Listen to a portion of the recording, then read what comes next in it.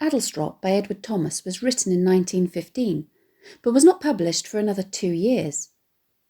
Thomas enlisted to fight in the First World War in 1916 and was killed in action at the Battle of Arras not long after his arrival in France in 1917. The poem had been due for publication in his collection entitled Poems, but was instead first published posthumously in the British political and cultural magazine The New Statesman, appearing just 3 weeks after his death.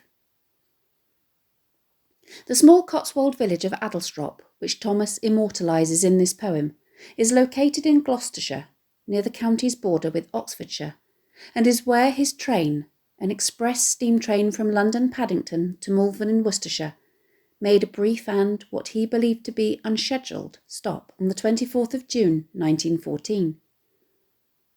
During the minute or so that the train was stationary, Thomas jotted down in his notebook what he could see and hear out of the window.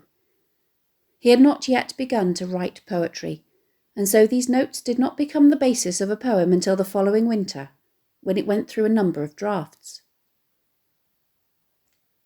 Because nothing happens to distract him, the poet has a moment of pure at-oneness with his surroundings as he becomes acutely aware of the extent of the natural world. The poem is peaceful in tone, and although it is a reflection of the natural world, it does not explicitly come to any particular conclusions about it, and we instead experience the moment just as Thomas experienced it. The poem seems to explore the idea that beauty and serenity are to be found in unexpected places and at unexpected times, with its implicit message perhaps being that if we all take the time to stop what we're doing and appreciate the natural world around us, we too can experience a moment of pure calm and connectedness. There's also perhaps a wider feeling that even though it is usually drowned out, the natural world endures nevertheless, serenely oblivious to the chaos created by humans, such as that of the First World War, which had broken out in the period between Thomas having this experience and his setting it down in verse form. Sadly, the train station was demolished in 1966. A seat from the platform and one of the 2 signs bearing the name of the station was salvaged and relocated to a bus shelter in the village. The poem consists of 4 stanzas of 4 lines, each of which are generally 8 syllables in length, although this does vary between 7 and 9. The rhythm is largely iambic, didum, although Thomas does deviate from this extensively, with substitutions of spondies, dum-dum, trochees, dum-de, and anapaests, diddy-dum. The rhyme follows an A-B-C-B scheme. The rhythm, which largely reflects natural speech patterns, combined with this looser rhyme patterning, lends the poem a sense of being not overly structured, and helps to reflect the fact that this experience was totally unforeseen. This feeling is further enhanced by Thomas's very plain diction and lack of figurative language. Note that he does not employ techniques such as metaphor and simile, etc., although there are instances of onomatopoeia and synesthesia, which help to evoke the different qualities of the sounds he can hear. Thomas also makes extensive use of enjambment and caesura throughout to modulate the poem's rhythm, creating moments of momentum and pause. In the first half of the poem, there's a preponderance of short clauses and sentences, perhaps not only communicating his irritation at the train making an unscheduled stop, but also the way in which the memory comes back to him in fragments. In the latter half of the poem, however, the sentences are longer, creating a much more flowing and lyrical feel as the poet seems to forget his discomfort, as the experience transports him spiritually beyond the confines of the stifling railway carriage. The one-word title, Adlestrop, refers of course to the name of the station at which Thomas's train stops. This name is important because its appearance on a station's sign triggers a memory. not of the village itself, as Thomas never actually leaves his carriage, but of the moment he is forced to spend there. It has therefore become shorthand not for a place, but almost for a state of mind. The poem has a striking opening with the one-word sentence, yes, although Thomas's use of it can be interpreted in more than one way. The affirmative nature of this word could serve to make the subsequent declaration, "I remember Adlestrop," all the more emphatic, underlining the significance to him of the memory. But on balance, I think it better suggests that Thomas's recollection is, at least to begin with, very tentative. This interpretation is supported by the way in which there is a very definite pause created by a full stop, rather than a comma, suggesting hesitation, as well as by the choppiness of the first two stanzas as a whole, as though the memory comes back to him in fits and starts, with shorter clauses followed by longer ones, which are then pulled up sharply with shorter ones again. The dash at the end of the first line, as well as signalling a pause, indicates that the speaker is either going to give more information about, or perhaps qualify, this statement. In the second line, he does in fact reveal that it is purely the name he remembers, rather than it is implied the village itself, because one afternoon of heat the express train drew up there unwontedly. The adverb unwontedly, which means unusually, is very prominently situated at the beginning of line 4. Not only is it divorced visually from the sentence to which it belongs, because Thomas has employed enjambment so that it overflows from the preceding line, but it is also separated from the rest of line 4, because it is immediately followed by a full stop, creating a caesura.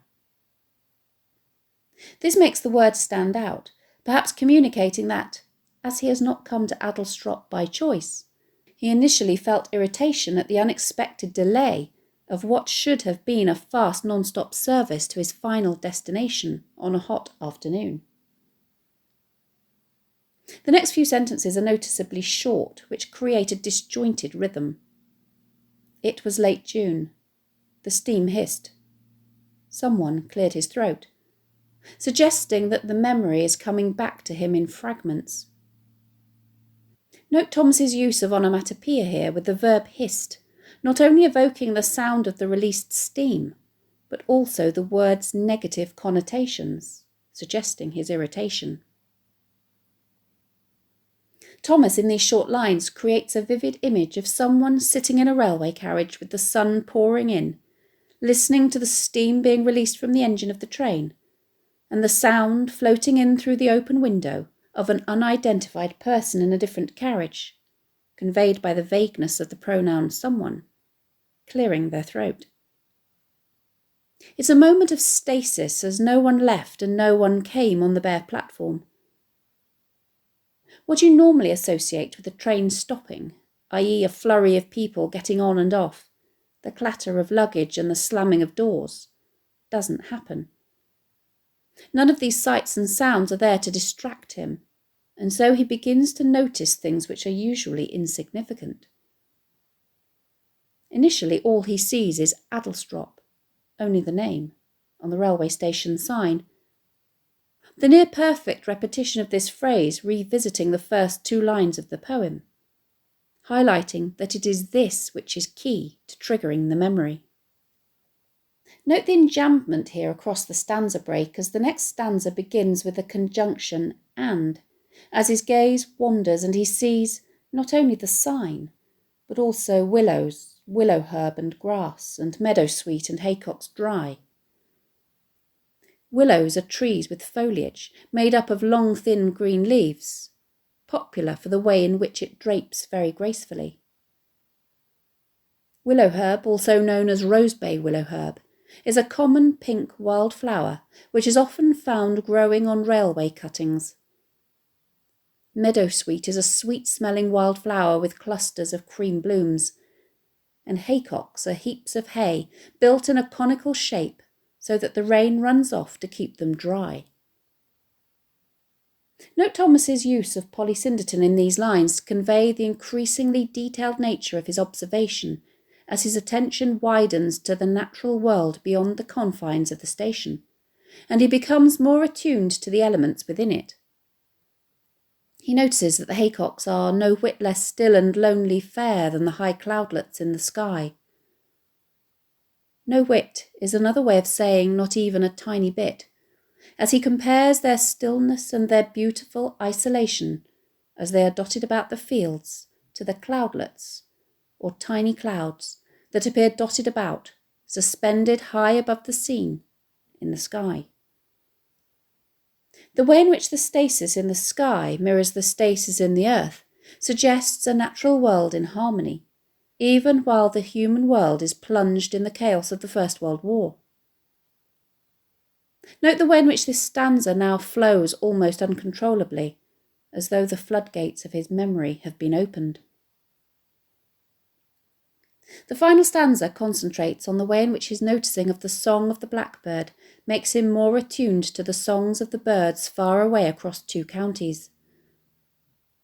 And for that minute a blackbird sang close by, and round him, mistier, farther and farther, all the birds of Oxfordshire and Gloucestershire. The phrase "for that minute" indicates the brevity and ephemerality of the moment.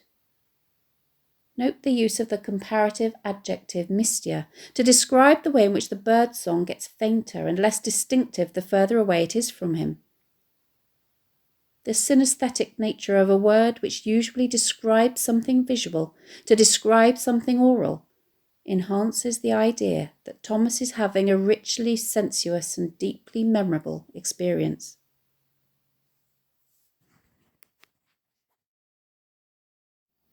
Thanks for watching. If you have any questions, please let me know in the comments section below, and I'll do my best to answer them. Don't forget to subscribe to my channel for more videos on English language topics and exam techniques, and English literature texts.